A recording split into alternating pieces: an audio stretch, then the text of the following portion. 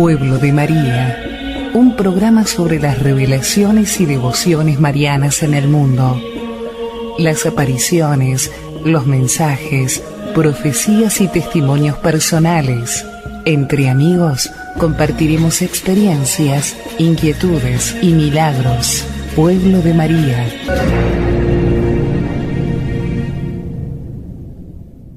Bueno, queridos oyentes de Pueblo de María, estamos acá con el padre Justo Antonio Lofeudo. Ustedes saben que el padre suele comentar algunos mensajes que son dados por la Santísima Virgen María en Medjugorje. Entonces vamos a referirnos especialmente como si fuese un resumen, digamos, de los últimos mensajes que la Santísima Virgen ha dado como la Reina de la Paz de Medjugorje. Muchas gracias, Padre Lofeudo, por tener la gentileza de estar otra vez con nosotros en Pueblo de María. Bueno, muchísimas gracias por poder comunicarme así con tantos, ¿no? A través de este medio. Padre, hubo un acontecimiento que obviamente se da todos los años, pero bueno, este año fueron 35 años de las apariciones de Medjugorje. Sabemos que ha concurrido mucha gente. La primera pregunta que le quiero hacer es, ¿qué es un llamado que está haciendo la Santísima Virgen en ese lugar? Evidentemente es un llamado como lo hace en todos los lugares, ¿eh? Lo hizo también en Garabandal. Ella habla al mundo, habla a un lugar determinado, pero de ahí difunde, irradia a todo el mundo. Y este es un llamado particular, diría, porque lo da la intensidad de las apariciones y la insistencia de los mensajes. Es como, no quiero decirlo, pero nos pone en esta actitud de pensar que es como un último llamado.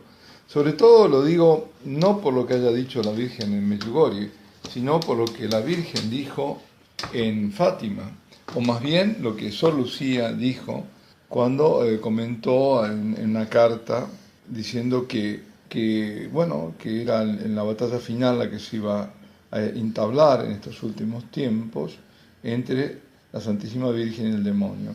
Y que Dios, eso también fue dicho en Akita, en otras apariciones como Akita. Dios ha hecho todo, nos ha dado todos los medios, nos da la Iglesia, se ha dado a sí mismo, ¿no? Se encarnó. La encarnación es el último y principal, digamos, acto de esta historia salvífica que Dios ha desarrollado a través de la historia, ¿no? El culmen es justamente la encarnación del Verbo Eterno, del Hijo, y su pasión, es decir, su pasión, su resurrección.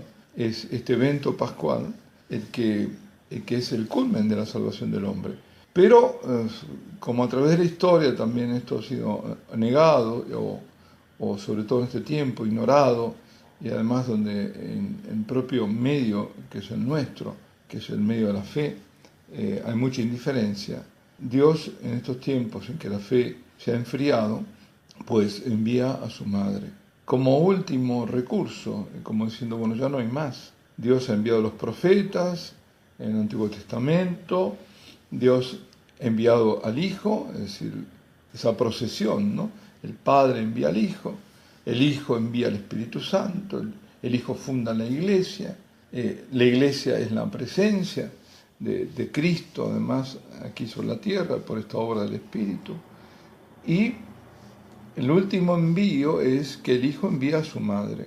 Envía a su madre para que siempre el motivo es el mismo. Es la salvación de las almas. Es el llamado a la conversión, a cambiar de ruta, a acercarse a Dios para buscar realmente, para estar cerca de Dios y salvarse. Así que esto sí lo es, como no han sido los demás, pero esto es una forma, yo creo que más patética, más única, ¿no? Más especial. Padre, ¿qué palabra se le puede dar, por ejemplo, ahí en Argentina?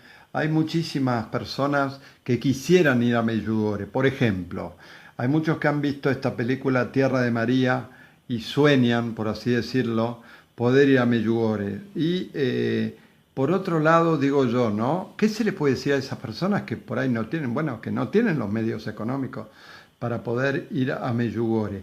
¿Qué se le puede decir a las personas que ansían ir a una aparición así como la de Medjugorje y que por ahí no tienen los medios económicos para ir? Hay dos cosas que se pueden decir, ¿no? Una que es digamos, la más razonable, es decir, bueno, si no se puede ir, lo más importante, más que ir, es cumplir con los mensajes, es seguir. Hay muchos que siguen a Medjugorje sin nunca haber puesto pie en Medjugorje. Entonces, evidentemente, es un deseo legítimo el querer ir, claro. Uno quiere ir, por ejemplo, están los que quieren ir a Tierra Santa, y yo creo que todos que querrían ir o querríamos ir a Tierra Santa, ¿no? Lo primero que diría es, bueno, no importa, sí, pero mucho más importante es que el ir es el seguir. Para seguir, a veces uno no tiene que moverse, ¿eh? Yo seguramente puedo seguir más a Cristo desde una inmovilidad, estando en adoración frente al Santísimo, y ahí puede haber mucho más movimiento cuando yo estoy absolutamente quieto. Yo puedo estar siguiendo, estar muy de cerca de la Virgen y de todo lo que ella me está pidiendo cuando yo estoy haciendo realmente lo que ella me pide. En cambio, yo puedo haber ido y no cambiar mi vida y no acercarme por eso. Lo que pasa es que es lícito, no es más que lícito, se entiende, es comprensible que alguien quiera ir a un lugar así, una tierra bendita, un lugar donde la Virgen está apareciendo. Esa es la primera respuesta. La segunda respuesta es algo que yo lo he comprobado. Lo he comprobado cuando estaba en Argentina, de casos de personas que era absolutamente imposible que fueran. No tenían ningún medio, absolutamente ninguno, situaciones pero realmente más que críticas. Y que pidieron y les fue concedido y pudieron ir. Así que esa también es la otra, no desesperar. Si lo pedimos, la Virgen hace lo posible, hace de lo imposible posible. Y si no, pues tranquilos. Lo importante es cumplir, vivir los mensajes. Es como también el tema de la difusión. Yo recuerdo, hace mucho tiempo, Medjugorje dijo a la Virgen, lo importante no es difundir el mensaje, es vivirlo. Es decir, difundir el mensaje tiene su importancia, pero la mejor difusión que yo puedo hacer del mensaje es con mi propia vida, cuando yo doy testimonio. Lo más importante es la santidad. La santidad llama, la santidad atrae, la santidad a los demás los convence. Fijémonos, grandes santos que no se movieron de su lugar, al contrario, que vivieron en el desierto, por ejemplo, empezando por el Bautista. San Juan el Bautista no se movía del desierto, la gente iba al desierto. El poder de atracción, porque Dios los endereza, los dirige a las personas que están en búsqueda de Dios, a donde Él está de una forma presente muy fuerte, muy particular. También fue el caso de los padres del desierto, y de San Antonio Abad, y de todos ellos que la verdad es que sabían decir, movía a la gente a donde ellos estaban. Y bueno, ni que hablar en los últimos tiempos de San Pío de Pietrelcina, ¿no? Perdido allá en el sur de Italia, en un convento, y la gente de todas partes iban a visitarlo. Eso para decir que la importancia de la santidad irradia hacia los demás. Entonces la gente, cuando ve que alguien realmente está viviendo, si alguien vive realmente en profundo, en el corazón, porque fíjate esto también, la Virgen, uno dice, bueno, ¿cuáles son los mensajes? El núcleo, se ha hablado de las 5 piedritas, etc. Bueno, se habla de la oración, se habla del ayuno, se habla de la penitencia, o sea, la confesión, se habla de la lectura de la Biblia, se habla de la Eucaristía, obviamente, y se habla de la oración, creo que dije, ¿no? Bueno, los 5. Pues cuando se habla de la oración y cuando se habla del ayuno, hay que agregarle algo. No una oración cualquiera, no un ayuno cualquiera. Lo que la Virgen pide es el ayuno del corazón y la oración del corazón. Por lo tanto, lo que la Virgen está pidiendo es el corazón. Los demás son medios, pero lo que ella quiere es el corazón. Lo que Dios quiere es que ese corazón de piedra se vuelva a corazón de carne, ¿no? Como dice en Ezequiel. Es decir, transformar ese corazón. Entonces, ese corazón, cuando se va transformando, porque va viviendo en lo profundo, eso es una forma de de acercamiento primero a la Virgen, a donde ella está, aunque uno viva geográficamente muy distante, y por otro lado es un punto de irradiación y de referencia para muchos, para que ellos también se acerquen. Padre, y antes de introducirnos directamente un poco así como a la exégesis de los mensajes, de los últimos mensajes que ha dado la Virgen en Medjugorje, la pregunta que le hacemos es la siguiente: ¿qué es lo que está pasando con esta misión de la Virgen en estos lugares tan especiales? Por ejemplo, tenemos el caso obviamente más evidente ahora, que sería Medjugorje, como en la otra época fue Fátima, Garabandal, Lourdes, ¿no es cierto? ¿Qué es lo que está pasando? ¿La Virgen que está aburrida en el cielo y viene a visitarnos? ¿Qué es lo que está pasando, Padre? Que ella está transformando, y está transformando las vidas, y está salvando. Ella está demostrando que es corredentora, es decir, que es la que coopera en forma excelsa, magnífica, a la salvación de su Hijo. Y cooperó en todo momento, cooperó desde la Anunciación, de ese largo sí que se prolongó desde ese momento para siempre. O del otro momento culminante de eso sí es en el momento sacrificio del Hijo, donde ella también está ofreciéndose. Entonces ella es la que ayuda a la salvación en una forma eminente, digamos, por decirlo de una forma. Pues lo que está ocurriendo en Medjugorje es que las vidas se van transformando. Ahí lo que ocurre son milagros. El milagro más grande, el más importante de todos, es el milagro moral. Es el milagro de un cambio de una vida. Es el más difícil también, si se quiere. Hay milagros, ha habido milagros físicos, corporales, pero lo más importante son estos espirituales. Es decir, son estas conversiones, personas que cambian radicalmente su vida. Y muchos en lo profundo, y muchos mantienen esto, ¿no? Siempre está la libertad del hombre, ¿no? En todo. Pero hay un impulso, hay una gracia enorme, muy fuerte, que hace que las vidas se cambien. Que una vida que de pronto ignoraba a Dios y vivía sin Dios, de pronto no tiene una sed enorme de Dios y bueno, y hace una vida, comienza a hacer una vida santa. Eso se manifiesta sobre todo, creo que, bueno, Juan Pablo II decía, este santo Papa, decía, Medjugorje era el confesionario del mundo. Es que ahí son larguísimas las colas. Yo estuve viviendo en Medjugorje unos meses como sacerdote, además, por lo tanto me pasé muchas horas, pero muchas horas, en el confesionario, confesando. Y a veces hasta las 2 de la mañana me tocaba. Ya no había casi nadie, y bueno, siempre aparecía alguien, y no. Y uno veía personas que 40, 50 años, toda una vida, que no se habían confesado, o que sí, pero confesaban lo que nunca habían confesado. ¿Y qué puede producir esto? La gracia, nada más que la gracia. Por lo tanto, esto es lo que está transformando.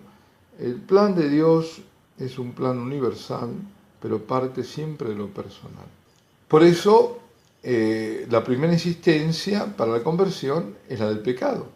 Si nosotros no sabemos que somos pecadores y que tenemos pecados personales, no pecados sociales que me diluyen en la responsabilidad, sino yo he pecado y concretamente en esto, y yo me acuso de esto que he hecho, de este mal que he hecho y que he perjudicado a tantos, y me he perjudicado yo, porque por supuesto el mal siempre es así, ¿no?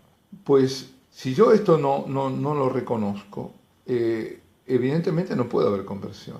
La palabra conversión va siempre acompañada de esa noción de pecado. Si no, ¿de qué me voy a convertir? Este es el drama de ahora. Por eso la Virgen llama cuando nosotros en la Iglesia deberíamos estar llamando. Deberíamos estar hablando de la salvación de las almas. Deberíamos estar hablando de que son muchas las almas que se pierden. Deberíamos estar hablando de la realidad tremenda, aunque no haya que insistir, centrarse en eso, porque evidentemente el mensaje no es eso, pero sí decirlo, y sí está en todos los evangelios, la presencia terrífica del infierno, de que las almas pueden perderse para siempre. Y entonces eso nos tiene que llevar al celo por la salvación de las almas. Y nos lleva, ¿por qué la salvación de las almas? Porque existe el pecado personal. Y Dios quiere mi transformación, quiere que yo reconozca, que cada uno de nosotros reconozcamos nuestras situaciones de pecado, nuestras miserias, para que las confesemos, para que con ánimo contrito, compungidos vayamos a confesarla.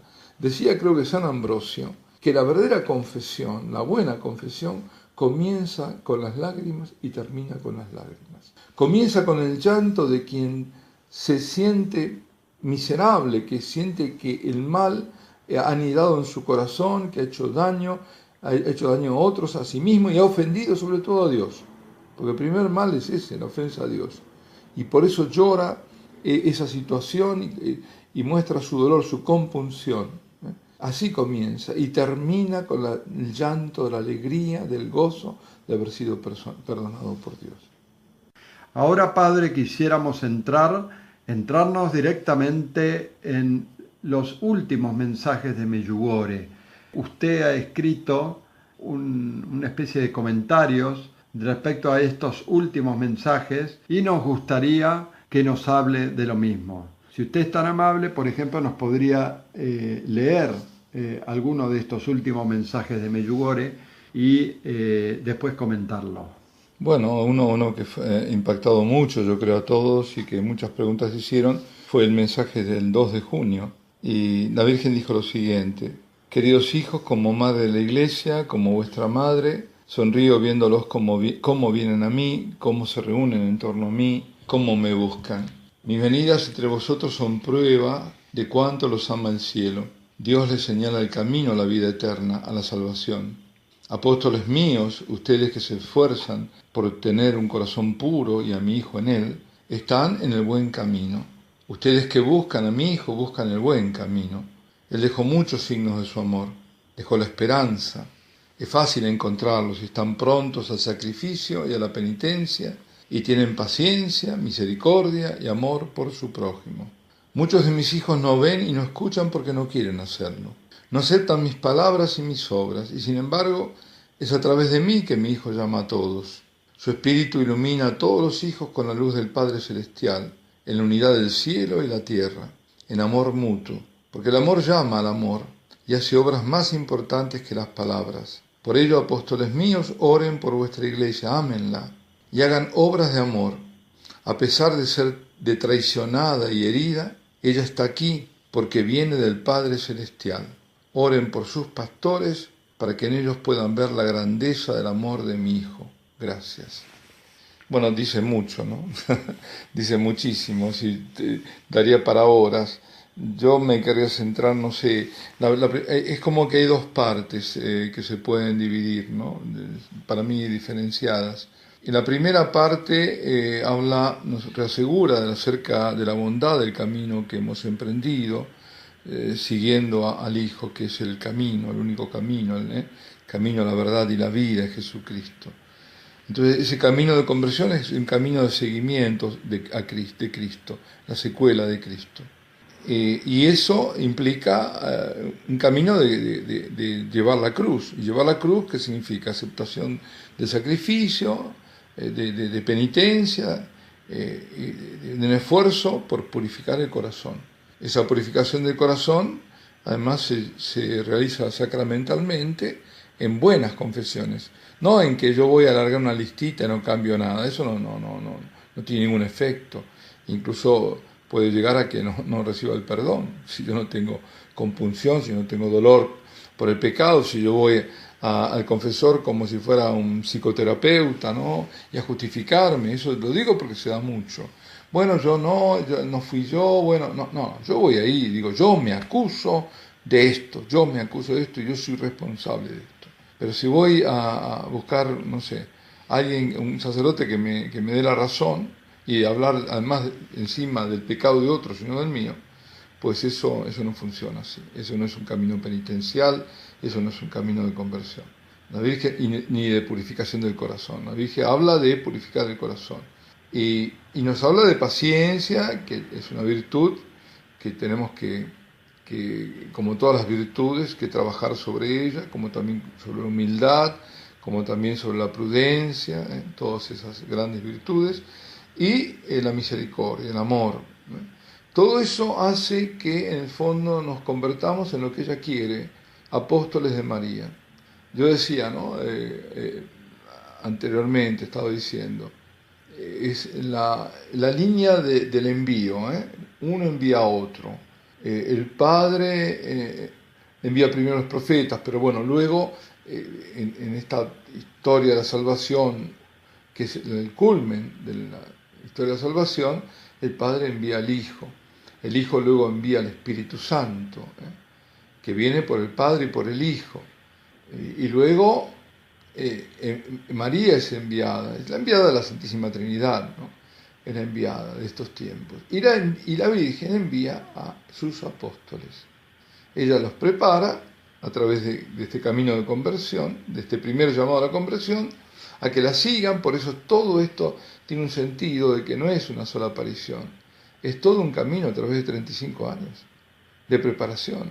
Son generaciones, más de una generación la que ha ido formando, 2, 3 generaciones, que ha ido formando y que son sus apóstoles de estos tiempos. Pues esa es la primera parte, ¿no es cierto? Donde nos complacemos bastante, ¿no? Al leer este mensaje o al escucharlo, porque la imaginamos sonriendo mientras ve como una madre, ¿no?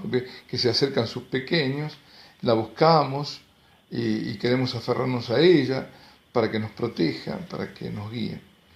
Pues eso es lo que está ocurriendo en Medjugorje, justamente. Los que van en peregrinación, y lo que decíamos, los que sin peregrinación física peregrinan en el espíritu, en el alma. Van allí porque se acercan a ella. Bueno, esa es la primera parte. La segunda es, para mí, neta, la diferencia. Fijémonos que primero se da a conocer como madre de iglesia. Que yo recuerde, en 35 años no ha habido una mención así. Porque, bueno, madre de iglesia, es un título que lo tiene, que le corresponde, ¿no?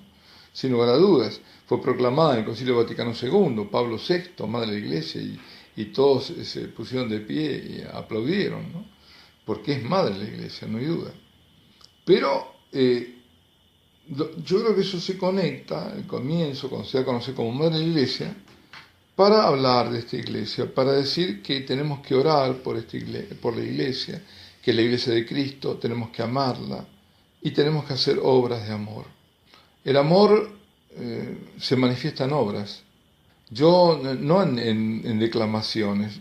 Es decir, yo digo, bueno, amo a la iglesia, pues tengo que obrar en consecuencia. Si yo amo a la iglesia, tienen que ser obras de amor. Y esas obras de amor, ¿cómo se manifiestan? Por ejemplo, en un sacerdote, en ser un instrumento de salvación, en configurarme con Cristo y en ser instrumento de salvación de las almas. Ese es el amor, ese celo por las almas, para que no se pierdan, ¿eh? Como hizo el buen pastor, él, ¿no es cierto?, ser pastor. Y dice, a pesar de traicionada y herida, ella está aquí porque viene del Padre Celestial.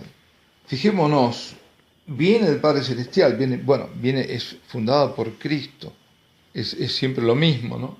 La Iglesia es una institución divina, no es humana. El problema es pero ¿qué la hace la institución divina? ¿Qué hace que la Iglesia sea institución divina? El Espíritu Santo que habita en ella.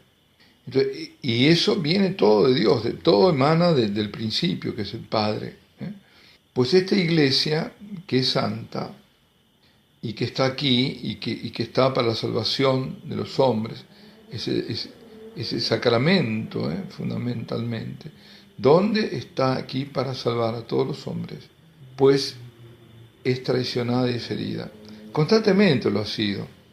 Pero como la Virgen habla para este tiempo, hay que entender que lo que está diciendo es que ahora está siendo herida y traicionada. Y esto yo creo que no hay que escaparle a la verdad.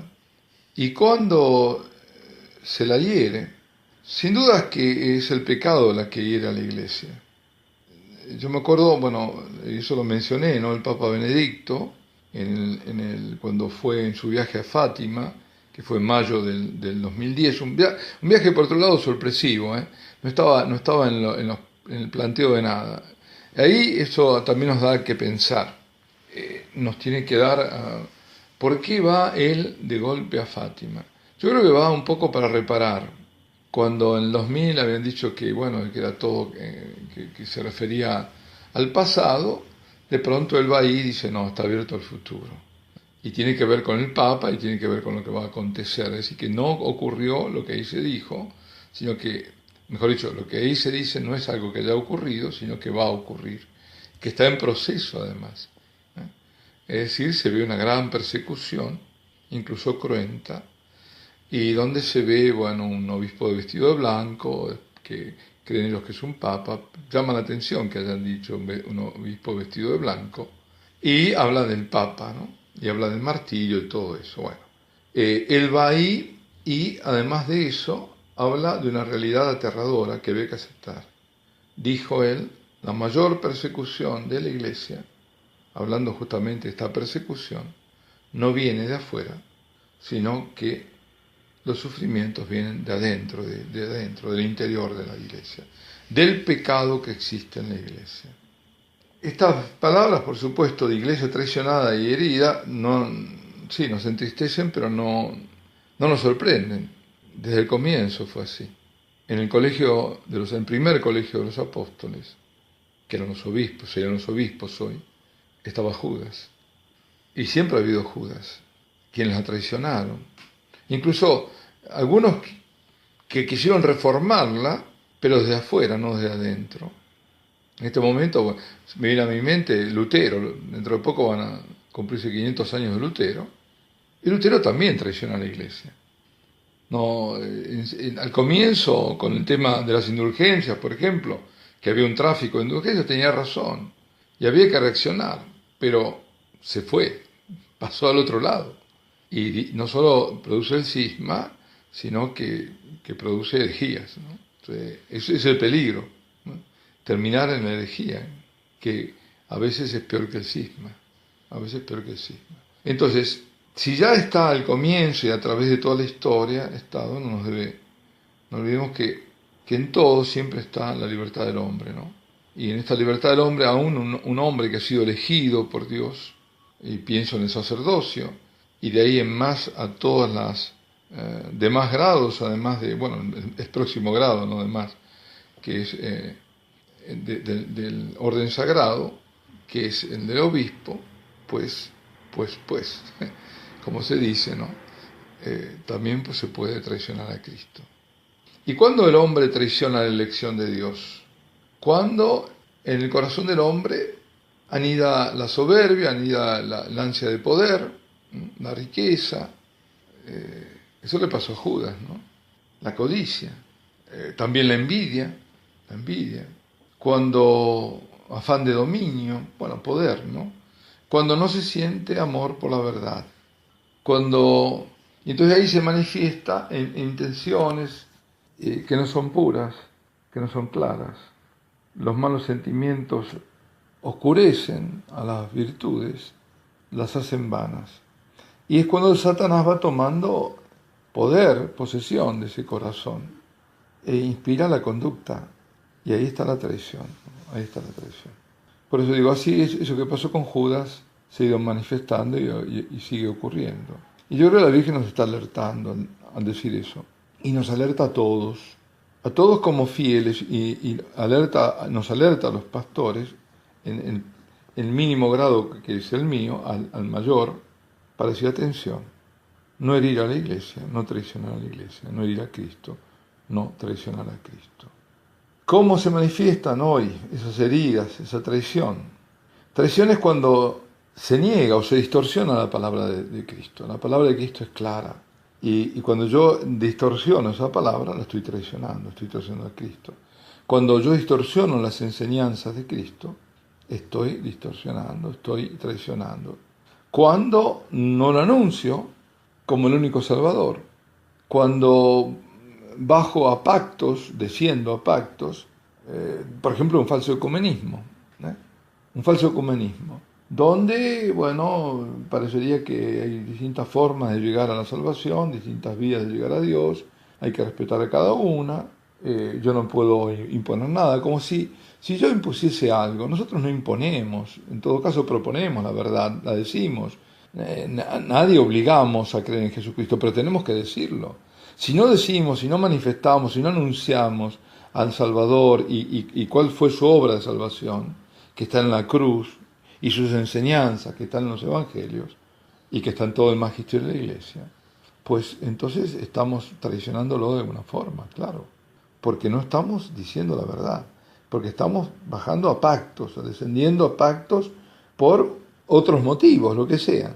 Pero el ecumenismo pasa por la verdad, no puede haber, no se puede, digamos, parcializar la verdad o dejar parte de la verdad afuera para unirnos, porque el objetivo no es la unión en sí misma, la unión por la unión en sí.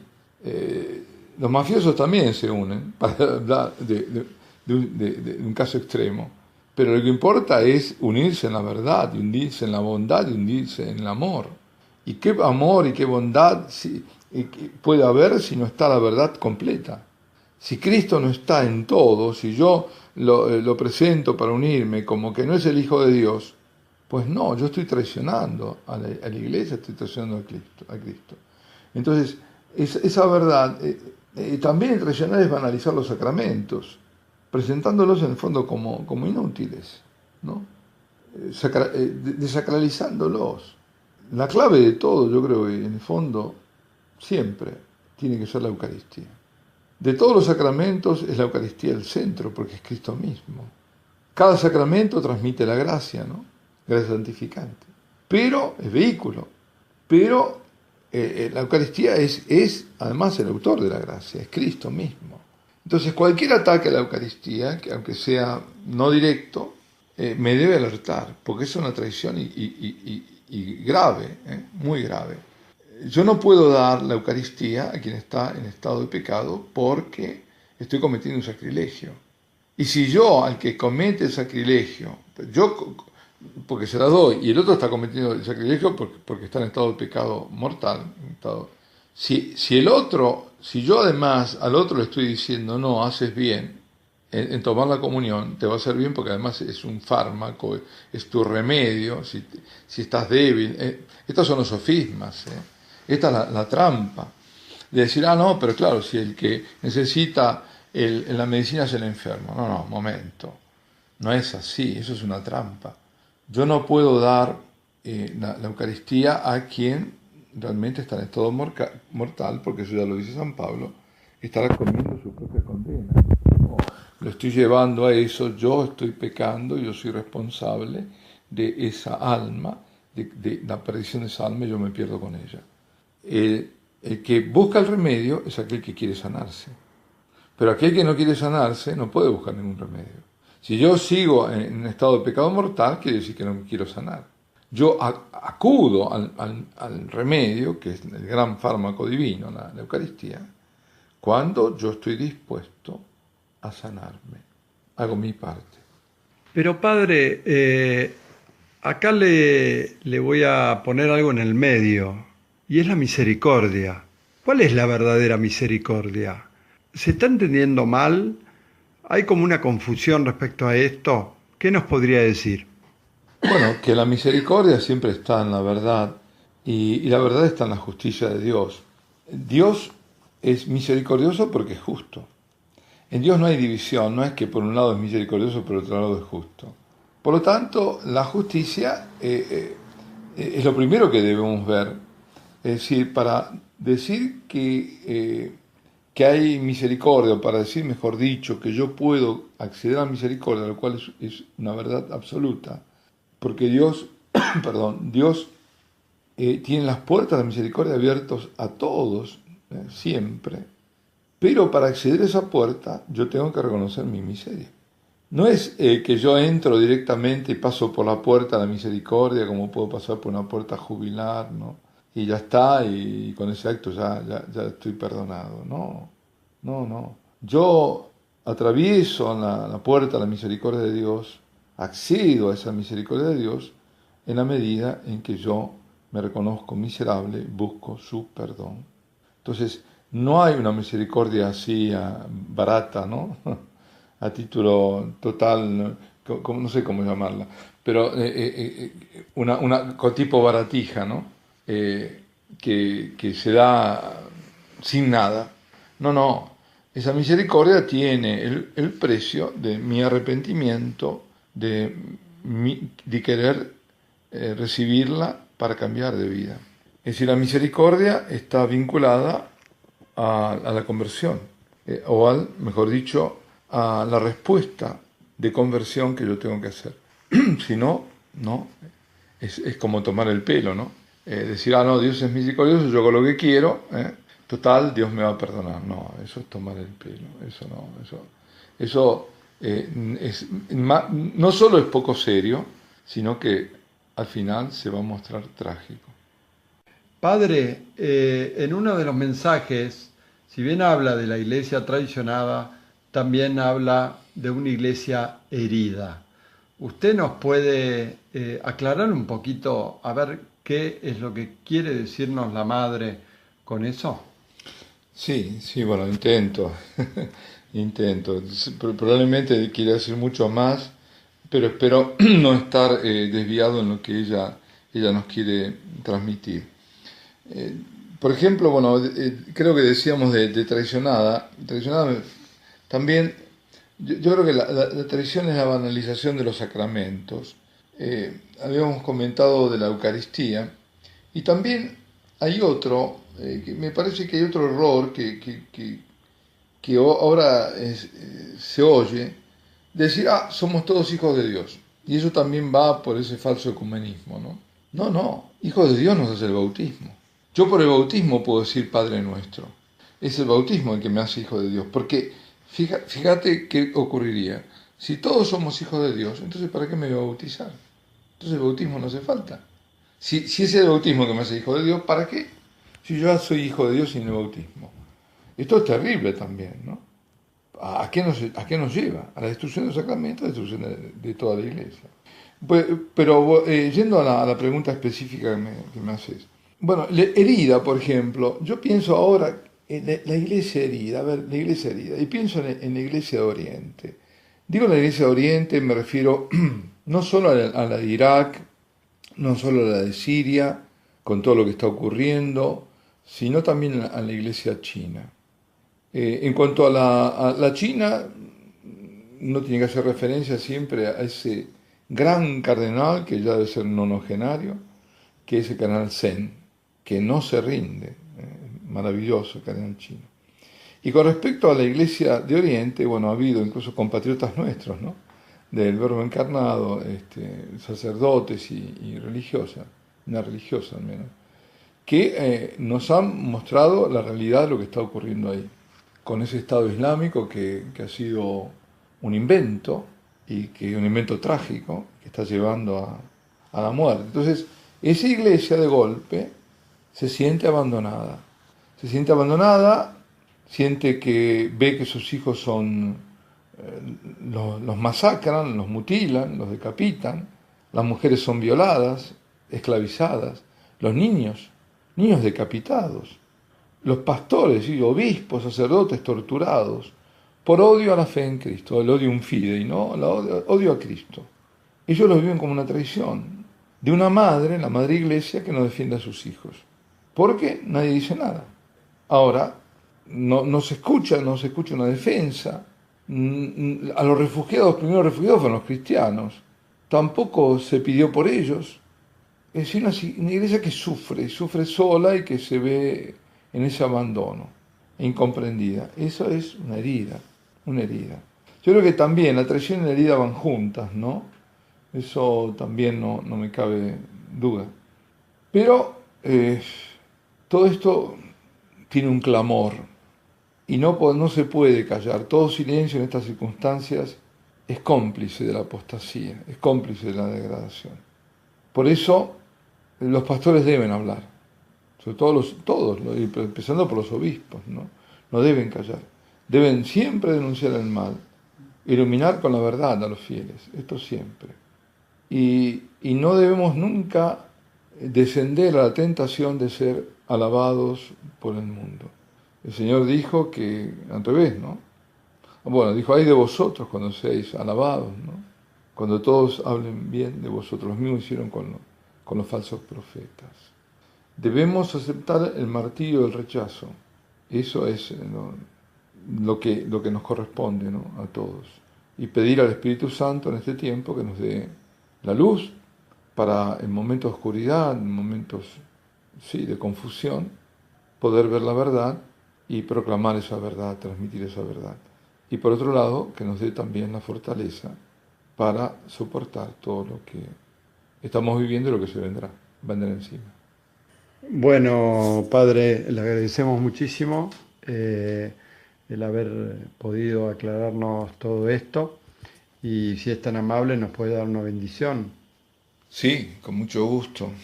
Invoco la intercesión y la protección de María Santísima, de esta Madre que no se desinteresa de sus hijos, que por lo contrario nos está mostrando su cercanía con estas apariciones, y en el nombre de Dios Todopoderoso, Padre, Hijo y Espíritu Santo, os bendigo a todos.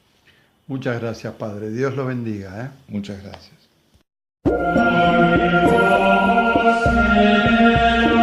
Pueblo de María, un programa sobre las revelaciones y devociones marianas en el mundo, las apariciones, los mensajes, profecías y testimonios personales.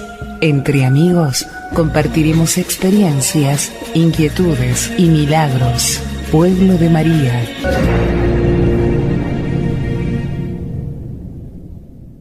En Argentina hay muchísimas personas que quisieran ir a Medjugorje. Por ejemplo, hay muchos que han visto esta película Tierra de María y sueñan, por así decirlo, poder ir a Medjugorje. Y por otro lado, digo yo, ¿no? ¿Qué se le puede decir a esas personas que por ahí no tienen, que no tienen los medios económicos para poder ir a Medjugorje? ¿Qué se le puede decir a las personas que ansían ir a una aparición así como la de Medjugorje y que por ahí no tienen los medios económicos para ir? Hay dos cosas que se pueden decir, ¿no? Una que es la más razonable, sería decir, bueno, si no se puede ir, lo más importante, más que ir, es cumplir con los mensajes, es seguir. Hay muchos que siguen a Medjugorje sin nunca haber puesto pie en Medjugorje. Entonces, evidentemente, es un deseo legítimo el querer ir, claro. Uno quiere ir, por ejemplo, están los que quieren ir a Tierra Santa, y yo creo que todos que querrían ir o querríamos ir a Tierra Santa, ¿no? Lo primero que diría es, bueno, no importa, sí, pero mucho más importante es que el ir es el seguir.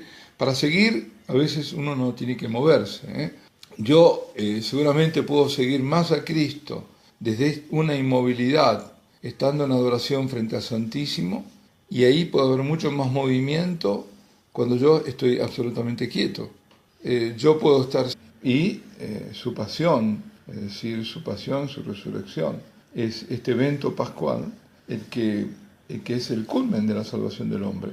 Pero, como a través de la historia también esto ha sido negado, o sobre todo en este tiempo, ignorado, y además donde en el propio medio, que es el nuestro, que es el medio de la fe, hay mucha indiferencia. Dios, en estos tiempos en que la fe se ha enfriado, pues envía a su madre como último recurso, como diciendo, bueno, ya no hay más. Dios ha enviado a los profetas en el Antiguo Testamento, Dios ha enviado al Hijo, es decir, esa procesión, ¿no? El Padre envía al Hijo, el Hijo envía al Espíritu Santo, el Hijo funda la Iglesia es la presencia de Cristo, además, aquí sobre la tierra, por esta obra del Espíritu. Y el último envío es que el Hijo envía a su madre.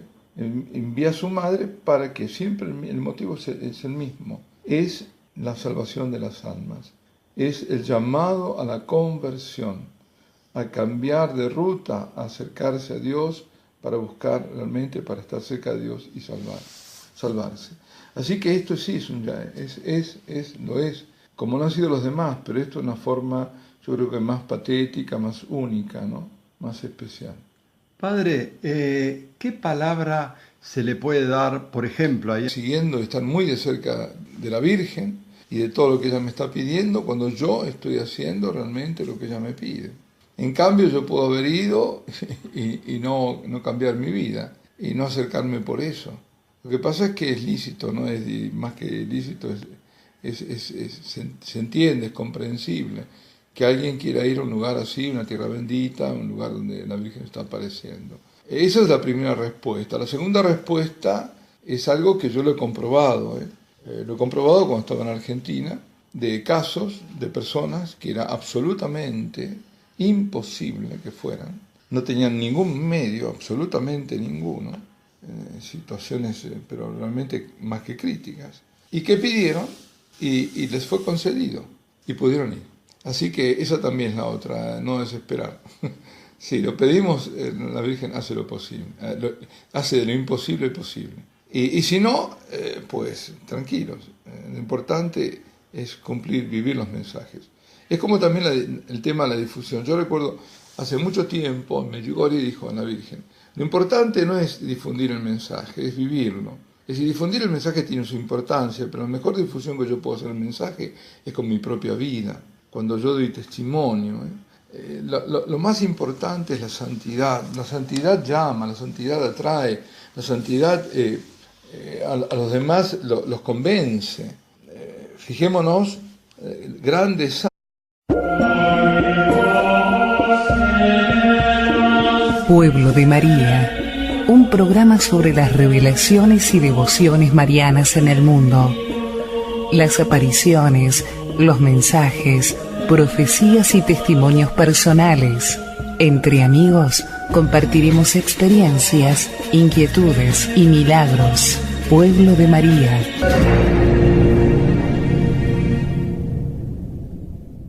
Bueno, queridos oyentes de Pueblo de María, estamos acá con el padre Justo Antonio Lofeudo. Ustedes saben que el padre suele comentar algunos mensajes que son dados por la Santísima Virgen María en Medjugorje. Entonces vamos a referirnos especialmente como si fuese un resumen, digamos, de los últimos mensajes que la Santísima Virgen ha dado como la Reina de la Paz de Medjugorje. Muchas gracias, Padre Lofeudo, por tener la gentileza de estar otra vez con nosotros en Pueblo de María. Bueno, muchísimas gracias por poder comunicarme así con tantos, ¿no? A través de este medio. Padre, hubo un acontecimiento que obviamente se da todos los años, pero bueno, este año fueron 35 años de las apariciones de Medjugorje.